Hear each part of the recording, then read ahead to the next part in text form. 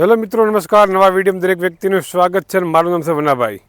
પાછળમાં મિત્રો તમે દેખી શકતા હશો જે ફર્સ્ટ ક્લાસ ઈસબગુલની જે ખેતી કરેલી છે તે મિત્રો ઓર્ગેનિક કરેલી છે, બરાબર. આપણે જે પણ પ્રકારનું કામકાજ કરીએ 99% આપણે ઓર્ગેનિકનો જ ઉપયોગ કરેલો છે. તો મિત્રો આજ તમને વિડીયોમાં માહિતી એ આપવાની છે કે કોઈપણ વ્યક્તિને દેશી વલોણાનું ઘી, ચોખ્ખું ઘી ગાયનું કોઈપણ વ્યક્તિને જરૂર હોય તો મિત્રો આપણી પાસે મળી રહેશે. અને ગાયનું જે ઘી છે તે મિત્રો કોઈપણ પ્રકારના કેમિકલ વગરનું છે, દેશી વલોણાનું છે, દેશી વલોણા દ્વારા બનાવેલું છે અને દેશી ગાયનું છે. કોઈપણ પ્રકારની જે આપણે શંકર ગાયો કે સુધારેલી જાતોની જે ગાયો હોય તેનું ઘી નથી. એટલે માત્ર ને માત્ર દેશી કોકરેજી ગાયનું ઘી છે, બરાબર. એટલે કોઈપણ વ્યક્તિને લેવાની ઈચ્છા હોય તો સ્ક્રીન પર નંબર દેખાઈ રહ્યા છે તેના પર મને વોટ્સઅપ કરવાનું, બરાબર છે. તમને હું બધી માહિતી આપીશ, બરાબર છે. અને જે કોકરેજી જે દેશી ગાય છે તેની ઘીની ગુણવત્તાની વાત કરું તો મિત્રો એની અંદર આપણે બધો એને ચારો આપેલો છે, બધો દેશી આપેલો છે, ખેતરનો ચારો આપેલો છે. અને એ ગાય છે ને સૂટી ખેતરમાં ચરેલી છે, બરાબર છે. એની અંદર કોઈપણ પ્રકારનો ખોળ આપેલો નથી, બરાબર છે.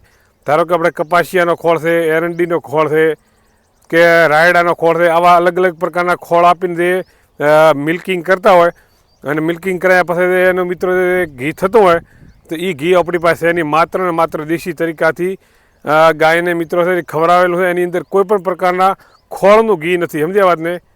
નેચરલી ઘી છે, જે કુદરતી રીતે એની જે ગાતું છે એનું જે ઘી બન્યું છે એ જ ઘી છે. ને આમાં શું છે કે ખોળનું જે ઘી હોય ને, ધારો કે એરંડીના ખોળનું ઘી હોય તો મિત્રો એ શરીર માટે નુકસાનકારક છે, બરાબર છે. અને કપાસિયા ખોળ એનું પણ તમે જો ઘી ખાતા હોય ને તો મિત્રો પંજાબમાં તો બંધ છે, બરાબર. હાલ તમે માહિતી લેવાની, પંજાબની અંદર કોઈપણ પ્રકારનું કપાસિયા ખોળનું દૂધ હોય ને તો એ લોકો ત્યાંના ડેરીવાળા લેતા નથી. તો મિત્રો આવી રીતે છે, કેમ કે આપણી પાસે દેશી ગાય છે, કોકરેજી ગાય છે, દેશી વલોણા દ્વારા કરેલું ઘી છે અને ગાયનું ઘી છે, શુદ્ધ ગાયનું ઘી, બરાબર છે. એટલે કોઈપણ વ્યક્તિને લેવું હોય તો મળી જશે અને ઓર્ગેનિક તરીકાથી છે, બરાબર. કોઈપણ પ્રકારની મિલાવટ, કોઈપણ પ્રકારનું દોણ નથી આપેલું.